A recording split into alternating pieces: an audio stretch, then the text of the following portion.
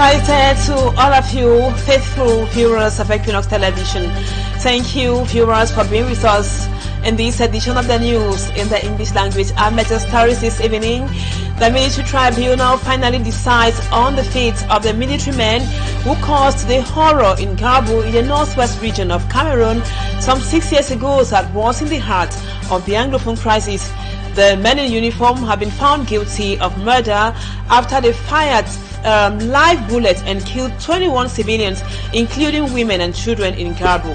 Details of that verdict in Yaoundé today in this news edition. And rights defenders have raised concerns over the arrest of 4 Cameroonian journalists in their attempt to investigate the deportation of some Africans to Cameroon by the Donald Trump's administration. We'll tell you more on that in just a moment. And we will take you to Boya in the southwest region, where preparations are high or upbeat ahead of the Mount Cameroon race to take place tomorrow. Over 600 athletes from all over the world will be challenging the chariots of the gods in Boya. Viewers, those are our lead stories. Stay for details and more.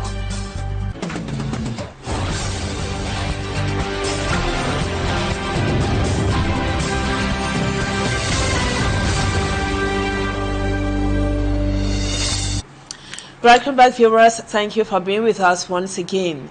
We told you in the headlines that the military tribunal in Yaoundé has finally handed over the verdict of the massacre that took place in Gabu. Gabu is a village in the northwest region of the country.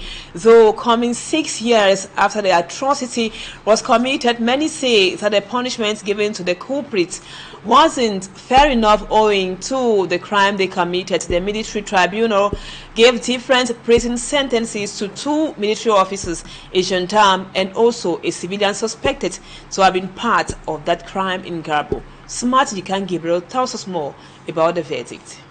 A total of 4 persons, amongst them 2 military and gendarme officers, have been charged guilty for the Gabu massacre that took place on a fateful February 14, 2020. Sejang Babagida was handed 8 years imprisonment, as well as Corporal Sandin Cyril 5 years, and gendarme officer Haranga Gilbert and Tatamfo each had a 10-year prison sentence. The verdict was passed by the military tribunal of Yaoundé Thursday, February 19, 2026. They were held responsible for the violence which led to the killing of many persons, amongst them women and children. It was during an operation that the defense and security forces had in Gabu 1 and 3, which led to the loss of lives. From 2020, non-governmental organizations and political actors accused the Cameroonian military to be responsible for the incident, which caused many lives to be lost.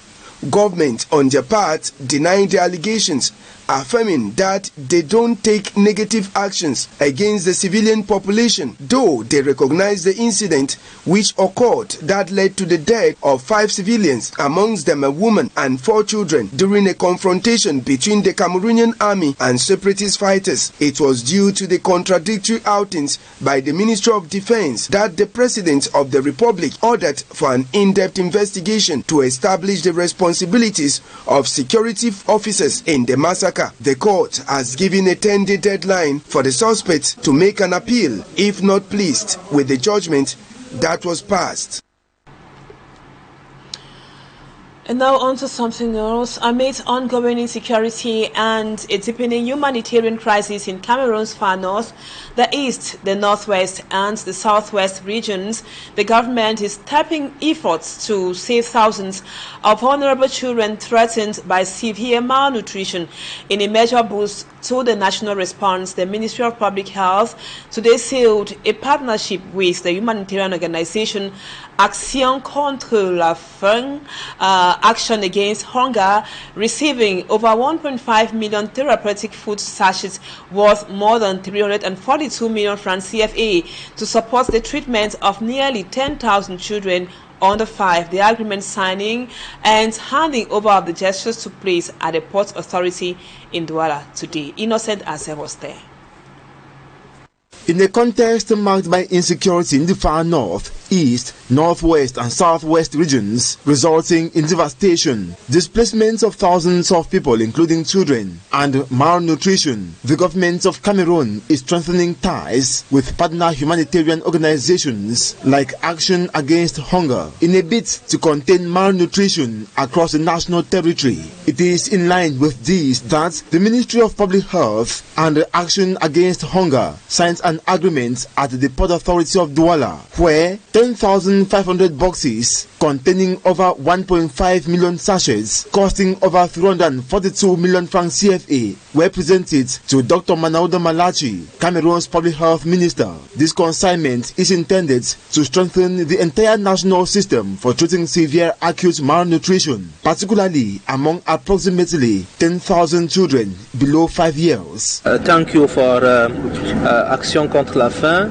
and behind the Action contre la faim, the US Embassy in Cameroon, because we have this donation which is going to be direct to our child. We have signed a convention. This convention is going to be our departure for a long strategy for our children. Being a model of effective cooperation between donors, humanitarian organizations and national authorities, the partnership is labeled that of a shared commitment to child survival and a shared desire to strengthen Cameroon's health system in a sustainable way. This is a very clear message and commitment for Action Against Hunger to contribute to the prevention and treatment of malnutrition in Cameroon for children under 5 years. And you know that malnutrition still a very big challenge for the health for children, and this is a very strong commitment and positioning of Action contre la faim for to support the Ministry of Health and covering the need of children in terms of treating malnutrition in Cameroon. During his 2-day stay in Douala, the minister reminded and emphasized the determination of the government to stamp out monkeypox, ensure vaccination against skin diseases, and to improve the living condition of malnourished children in the far north region of Cameroon and in other crisis-affected areas of the Republic. And some sophisticated equipments were presented to the Minister of Public Health, Dr. Manauda Malachi, by another partner. The equipment included refrigerators and supporting solar panels to ease vaccination programs in public hospitals across the national territory. And these equipments are deemed efficient enough to deliver the expected results. Let's listen to Manauda Malachi in this excerpt, selected by Innocent Aze. This equipment we are receiving today is for our vaccination program. And we have so many equipment which have been already received in Yaoundé, and this one is for the health facilities. And we have about 1,000 at 123 equipment which has been received today, and they are going to be a transfer to the health facilities, and this can be represent 82% of the handing over of this equipment to the health facilities. So I think that is to strengthen our vaccination plan and to be more efficient and more operational, like as well as the head of state, His Excellency Paul Biya tell us. For the vaccination, we have a very high rate of coverage of this vaccination. Our purpose here is to be closer for the populations and to take more attention for the child. So I think the program is right now upgrading his efficiency, and we are going to cover all of our health facilities and populations.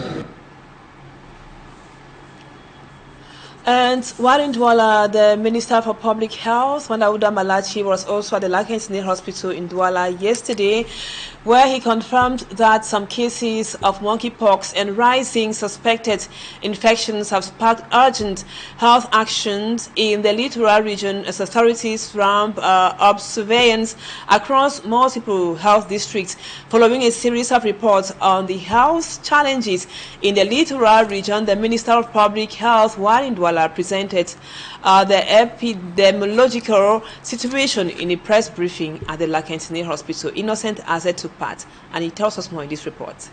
From January to December 2025, Cameroon recorded 86 suspected monkeypox cases nationwide. 10 were confirmed, giving a positivity rate of nearly 14%. Between November and December, 4 confirmed cases were registered in the littoral, in Abo, Cité de Palmier and the Edo district hospitals, affecting both urban and peri-urban areas. Rendu au 16 février 2026, la situation épidémiologique fait état de 116 cas suspects qui ont fait l'objet d'une investigation clinique et biologique. On dénombre en fin de compte 22 cas confirmés. Je dis bien 22 cas confirmés, just 22 confirmed cases. Until now, we no death recorded in our country. Laboratory tests confirmed circulation of CHED1 and CHED2 strains, with experts raising concerns over possible sexual transmission after contamination by an infected animal. Clinically, the most common symptom of mpox includes fever, headaches, muscle pains, swollen lymph nodes, fatigue, and especially widespread skin rash. In response, health teams conducted active case searches across 68 health facilities in 47 health areas. Investigators identified 36 suspected mpox cases in facility registers and 4 additional suspected cases in communities. Let us protect ourselves. Let us protect our community. Let us protect others. Authorities emphasize that monkeypox is not a mysterious illness, but a mere virus like others that requires precautions to halt its transmission. I urge anyone experiencing symptoms to go to the nearest health facility where healthcare professionals will be able to make the correct diagnosis and initiate treatment if necessary. Response measures remain in place across the littoral region. In this light, they announced the arrival of vaccines in hospitals where monkeypox cases have been registered. Hopefully the spread is controlled. Now to another lead story. Rights defenders with Tokyo are raising concerns over the arrest of 4 journalists in Cameroon who attempted to investigate the U.S. President Donald Trump's secretive scheme to deport third country immigrants to the African nation Cameroon.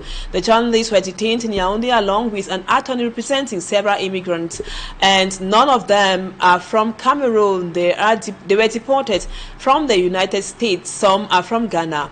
Many of the immigrants were sent to Cameroon in violation of court orders protecting them from deportation to their home countries over fears of persecution. Babila Jonathan with more. 15 Africans of different nationalities deported to Cameroon from the United States of America in what the New York Times has qualified as President Donald Trump's secretive deportations. They are seeking refuge in a house in a mixed zone in the nation's capital, Yaoundé. These are migrants. They are called third country deportees, all right, which means that the United States could not send these people directly to their countries of birth.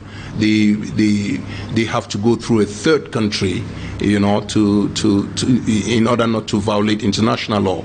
So these people are coming in from the United States, where they had protective statuses. I must say, most of them had withholding of removal, which is the highest standard than asylum. which means that these people qualified as refugees, but just because they had some bars, they could not remain in the United States.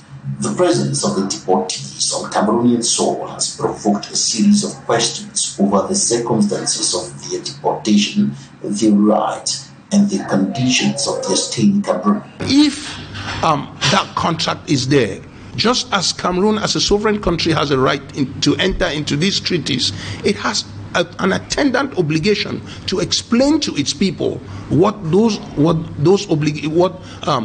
accords are, because the execution and the exercise of those treaties affect the people one way or the other. And so we need to know, I mean, for how long is this going to be, and how many people are there going to be? Is there any quid pro quo?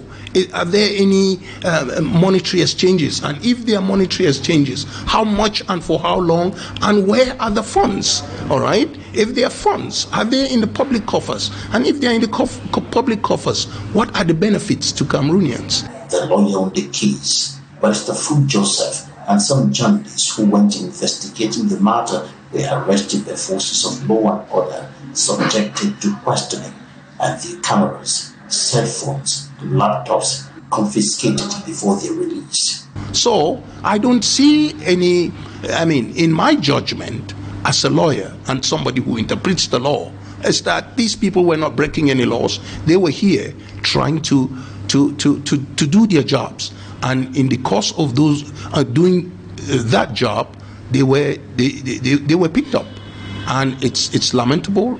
Right defenders are urging the Cameroon government to ensure the respect of the rights of the deportees and the right of Cameroonians to information about the deportation of those Africans to their country. Well, we sincerely apologize for the poor sound quality of that report. And now over to something else. A huge quantity of illicit drugs or medications have been seized by custom officers at the Douala International Airport. That was earlier today, and that seizure drew the attention of the Minister of Finance, Paul Mutaze, who was at the airport at the moment, and also the Minister of Public Health. It is to fight against the sale and consumption of fake or illicit medications to Cameroonians. Law Mairu has more. The confiscation of hard drugs on Friday morning was an operation coordinated by the Minister of Finance, accompanied by the Minister of Public Health. Among the consignment, 1 ton of cocaine and tramadol, which has a financial value of 50 billion francs CFA, according to the Minister of Finance, Paul Mutaze, and a great impact on the population. Came here today and I have the Minister of Health with me because you know what the Customs Department has done. They found some illegal drugs that were entering in our country, and we came here to see what has been done. You find more than 1 ton of cocaine, more than 1 ton of tramadol. And financially speaking, we think that the financial value of these illegal drugs is more than 50 billion CFA francs. Yes, the problem is we all know the consequences of the consumption of those drugs when we think of our youth. So we think that something should be done. Drastic measures will be taken to avoid the importation of these illicit drugs. A regulation whereby all will be controlled. Because when these drugs will go out of this customs department, generally we don't know what happens afterwards. This is our problem. We don't give instructions, but we think that something should be done. This seizure was tested positive with appropriate tools.